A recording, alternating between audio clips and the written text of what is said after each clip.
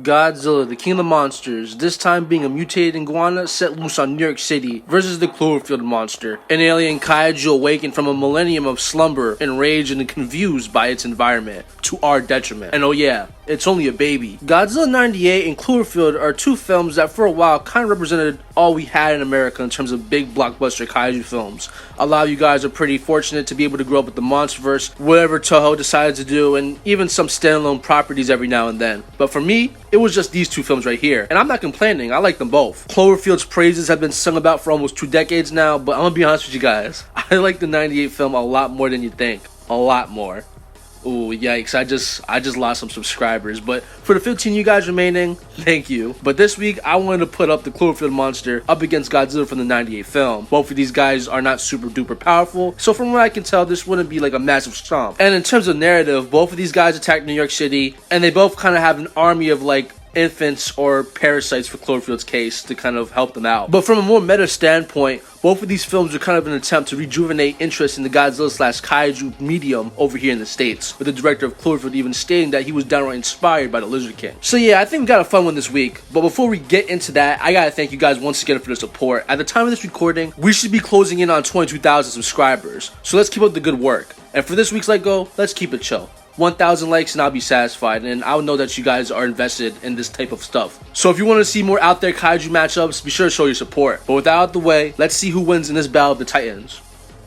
Alright, now since I know most of you guys will hear about Cloverfield scaling, I'm going to talk about 98. Yeah, that's right, I'm going to make you eat your vegetables before getting dessert. So yeah, I've talked about this guy briefly in the past, but I found some more interesting stuff. But for people who don't remember the last time I talked about him, for his AP, he would be around city block level plus at a low end, as he stated to be able to destroy an entire city block with a simple swing of his tail. This might seem pretty hyperbolic, but it's actually consistent with his feats, as there's an instance in the film where he was able to create such a huge fragmentation in the MetLife building. And when calculated, it's been determined that he would require around or exert force equivalent to around 7.2 kilotons of TNT, which is around town level. But moving on to his durability, and it's a pretty contentious part of the film, as a lot of people like to talk about how he died in missiles, but I want to talk about something that happened prior that led to this point in time. As the novelization confirms that when Godzilla was hit by 2 jet missile torpedoes, large patches of his scaly armor fell off, meaning that by the time of his death, he was less durable than he should have. But the potency of these torpedoes could potentially be a lot higher than you think, as they're stated to be nuclear submarines, meaning that these torpedoes are more than likely nuclear, with the average nuclear torpedo coming out to around 200 kilotons, and he got hit by 2 of them, so that's some large town level scaling for his durability. So it took 2 large town level attacks to weaken him enough for missiles to kill him. But I think it's also very important to note that the missiles in Godzilla 1998 aren't ordinary missiles,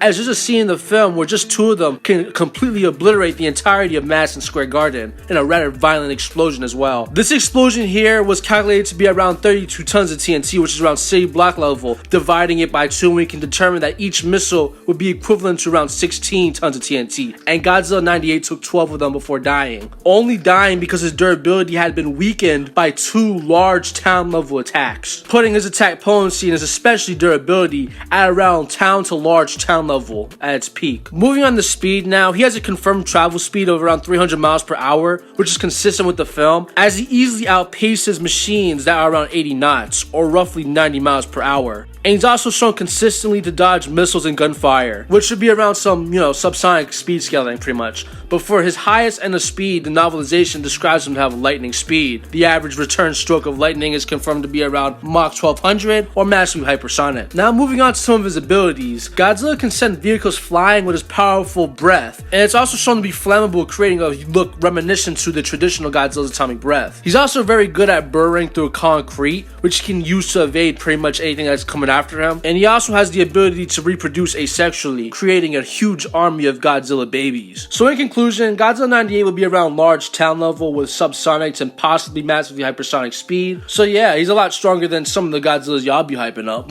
I don't want to lose any more subs, so I'm just gonna apologize for that. But yeah, how does Cloverfield compare to this? As you guys know, the monster is just a baby. Will this affect the scaling later? Maybe. But anyways, as a baseline, the monster will be around large building to city block level, with the lower ends being due to the sheer size and weight of the creature. But city block can easily be argued as he was able to casually walk through and destroy the Woolworth building, a feat equivalent to around 130 tons of TNT. And he was also able to cause an earthquake that shook a small chunk of New York City, as well as being the cause of the entire city's power grid shutting down for 7 whole seconds. And when calculated, it's been determined that this feat will be equivalent to around 593 tons of TNT, which is multi-city block. But for potentially higher ends, we'd have to use one of the only moments we see the monster in the entire film, where he's literally shown to kind of ram into an entire building, destroying it in the process. And due to behind the scene features, we actually get to see an extensive look at the feat in question. And it's been determined that the Cloverfield monster can exert force equivalent to 1 kiloton, which would be enough to get the monster up to town level, but like small town level. And that's really where the monster's scaling kind of stops consistently. And if we were to only use this chain of scaling, 98 would stomp due to scaling much higher into the kilotons.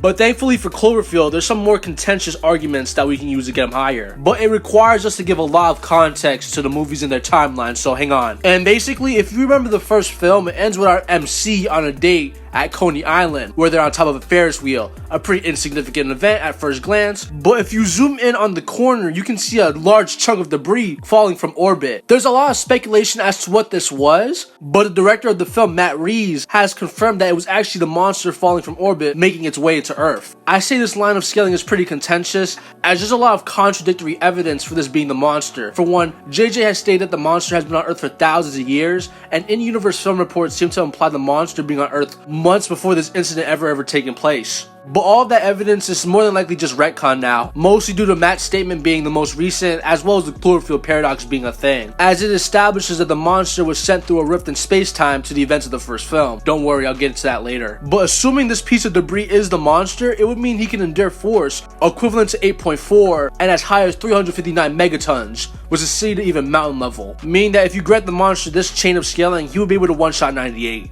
But it just gets better for the Cloverfield monster, as he might not even need this feat in order to get to the city to mountain level, as during the events of the Cloverfield paradox, we see a giant member of what seems to be a different member of his species. But JJ Abrams has confirmed that this is actually the same monster from the original film. But how can this be? Didn't he confirm that the monster died? Well, this is something that is also just retcon now at this point. But I'll give you guys an explanation as to what happened. Here we go. Cloverfield 1 and Paradox take place in the same universe, but the events just happen in a non-linear fashion. Basically, there are no mentions of the monster at the start of Paradox, even though it's the year 2028, 20 years after the monster would have theoretically appeared. But due to the interstellar mission that is the main plot of this movie, they mess up with the fabric of space-time, opening rifts that send monsters to different points and even different universes. This experiment could unleash chaos, the likes of which we have never seen. Monsters, demons, beasts from the sea. And not just here and now, in the past, in the future, in other dimensions. But basically, during this point in the film, the OG monster is set back 20 years in the past, where we see him falling from space at the end of the first film. And by the end of the Cloverfield paradox, the crew head back down to the planet Earth, and it's been 20 years ever since the first film. So yeah, that big boy, that's our Cloverfield. Oh, and for those of you guys who are interested in where 10 Cloverfield Lane takes place and all of this, it's more than likely just another universe where aliens are transported instead of like a monster. So yeah, man, bruh, I solved the entire Cloverfield timeline just by scaling him. What is this, film theory? Let's get back to the monster. But overall, due to this guy being the same one, his scaling is up to discussion. And due to his sheer size, his attack potency would bare minimum be around sea to large mountain level, with his speed ranging from supersonic to even hypersonic. But once again, those are bare minimum estimates, because if we were to take into account the strength-size relation of both of these monsters, his adult self would upscale his infant self 9,000 times over. And if we were to use the feat of him falling from space and then multiply that by 9,000, this adult Clover would hypothetically be able to exert force equivalent to 70.2 gigatons to even 3 whole teratons,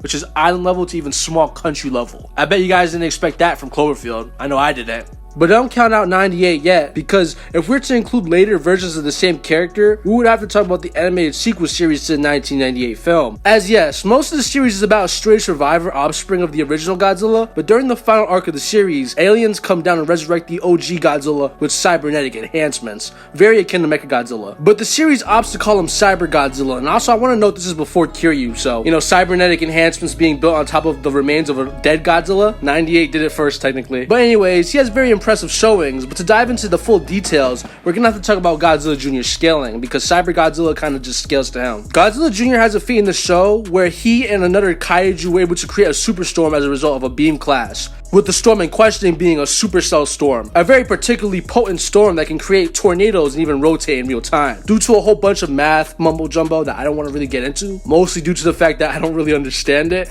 but basically they determined that Zilla Jr.'s blast would be outputting tens to hundreds of teratons per second. This piece of information is particularly important because Cyber Godzilla was able to endure the same beam for a very prolonged period of time. So stacking the previous output per second and then scaling it to the amount of time Cyber Godzilla was being hit by the beam, and it's been determined that he can endure force at a mid-end equivalent of 457 teratons to even as high as 2.7 petatons. Due to Newton's third law, we can assert Cyber Godzilla's durability would scale to his attack potency, and Cyber Godzilla would potentially have large country to even continental attack potency. As for speed now, he would once again scale to his son, who can fight enemies who can block and evade his atomic breath, which is stated to be a beam of light, granting these enemies and by extension both Godzillas relativistic plus scaling. And if somehow it wasn't apparent that Cyber Godzilla is just a massive upgrade to the 98 self, bro went from town level to large country to even continental. But for some other things, unlike his organic self, he possesses an atomic breath, which should be on par with his son's. And like Mechagodzilla from the Showa era, Cyber Goji has a number of ranged projectiles, missiles, lasers, and even a chest piece that can reflect range attacks back at its opponents, literally being shown on screen to reflect sound waves back at a giant bat. So if we were to scale the beast and keep it limited to their most known cinematic appearances, the Cloverfield monster would edge out 98 in terms of sheer AP,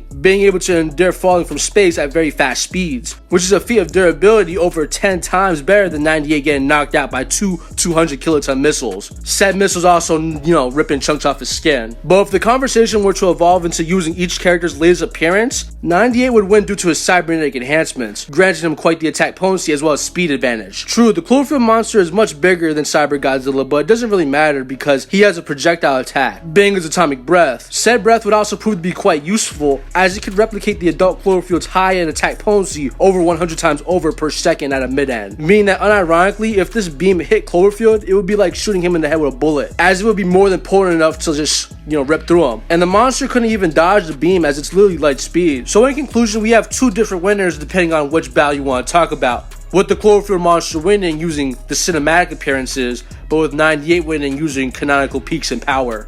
So yeah, what did you guys think about this matchup? Did it go about how you expected, or were you pleasantly surprised? I know I kind of was. I didn't really expect either of these guys to scale as high as they did. So I can say that I had fun making this video, and I hope you guys had fun watching the video. Most people just exit out the video during this point when I'm just kind of wrapping everything up, but if you're a real one, comment beast in the comment section, and I'll know that 1, you're a real one, and 2, you want me to cover more niche kaiju matchups like this. But until next week, I'll see you guys then, and remember, stay big, G fans.